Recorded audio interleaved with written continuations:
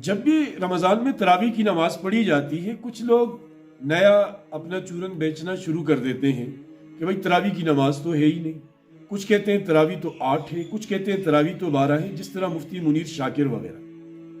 دیکھیں عزیزان محترم، میں آج آپ کو یہ بتاؤں گا اس میں کہ تراویح کی نماز کیا ہے. کیا نبی علیہ السلام نے 20 رکعت تراویح پڑھی؟ کیا نبی علیہ السلام نے جماعت کے ساتھ تراویح پڑھی؟ اب اس پر انشاءاللہ تفصیلی گفتگو ہم کریں گے اور حضرت عمر رضی اللہ عنہ کے اجماع پر بھی بات کریں گے. تراویح ترویحہ کی جمع ہے. ترویحہ کہتے ہیں آرام کرنے کو، راحت حاصل کرنے کو. چونکہ 4 رکعت کے بعد بیٹھ کر تھوڑا سا وقفہ لیا جاتا ہے، اس وقفے کو ترویحہ کہتے ہیں. اور یہ وقفہ 4-5 بار ہوتا ہے، اس لیے ترویحہ کی جمع تراویح اس نماز کا نام پڑ گیا ہے. اگرچہ اس نماز کا نام صلاۃ التراویح نہیں تھا، یہ رمضان کی قیام اللیل تھا. کہ جیسے نبی علیہ السلام نے فرمایا ہے کہ جس نے رمضان کا روزہ رکھا تو اس کے پچھلے سارے گناہ. اسی طرح فرمایا من قام رمضان، جس نے رمضان میں قیام کیا یعنی یہ تراویح کی نماز پڑھی تو اس کے پچھلے سارے گناہ اللہ تبارک و تعالیٰ معاف فرما دے. اب نبی علیہ السلام نے یہ جماعت سے پڑھی. 2 روایتیں، ایک حضرت زید کی اور ایک حضرت عائشہ کی، اور دونوں روایات بخاری میں موجود ہیں. کہ حضرت زید کا جو روایت اس کا مفہوم یہ ہے کہ نبی کریم علیہ السلام نے رمضان میں ایک الگ چھپر سا بنایا تھا جہاں حضور کی ابتدا میں صحابہ نماز پڑھتے تھے. حضرت عائشہ کی جو روایت ہے اس کا مفہوم یہ ہے کہ رمضان میں نبی علیہ السلام نے نماز پڑھائی، صحابہ نے پڑھی، دوسرے دن حضور نے پڑھائی، پھر صحابہ نے پڑھی، تیسری دن نبی علیہ السلام فرض پڑھ کے سنتیں پڑھنے کے لیے حجرے میں تشریف لے گئے اور واپس تشریف نہیں لائے. صبح جب آپ آئے اور صحابہ انتظار کرتے رہے، بہت بڑی تعداد میں.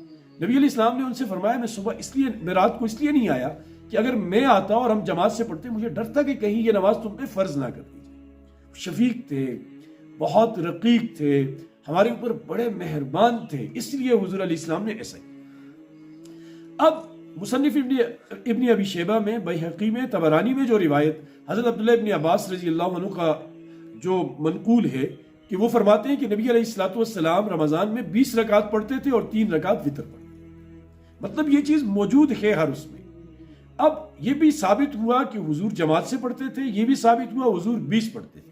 پھر حضور نے جو جماعت ترک کی اس کی وجہ بھی بتا دی، امت پر شفقت. حضرت ابوبکر کے زمانے میں بھی ایسا ہوا. حضرت عمر جب خلیفہ بنے اور انہوں نے دیکھا مسجد میں کہ کچھ لوگ 2-2 پڑھ رہے ہیں، کچھ 4-4 پڑھ رہے ہیں، تو وہ انہیں مزہ نہیں آیا اس میں. گویا کہ انہوں نے صحابہ اکرام کو جمع کیا، جو شورا تھی، حضرت علی کو، حضرت عثمان کو، دیگر کو، کہ ہم حضور کے ساتھی ہیں، ہمارے سامنے یہ پوزیشن حالت ہے، اگر ہم بعد والوں کا کیا ہوگا.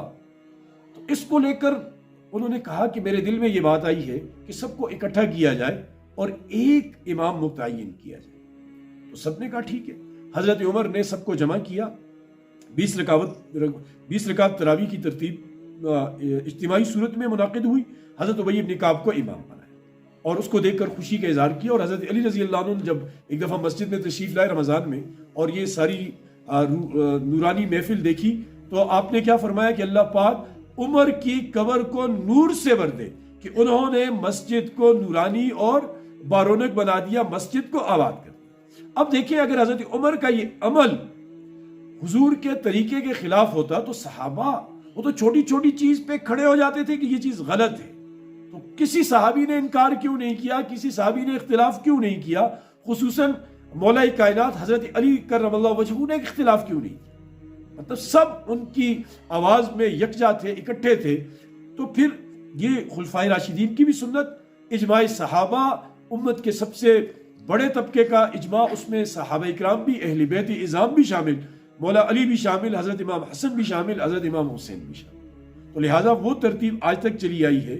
تو یہ منیر شاکر یا دیگر جو لوگ اس میں رخنہ ڈالتے ہیں ویسے ہی خود کو مشہور کرنے کے لیے یہ نئے نئے ڈگوسلے چھوڑتے ہیں، ان کی باتوں میں نہ آئیں اور اپنی ترتیب سے تراویح پڑھیں اور عبادت کا مزہ حاصل کریں. اللہ سمجھ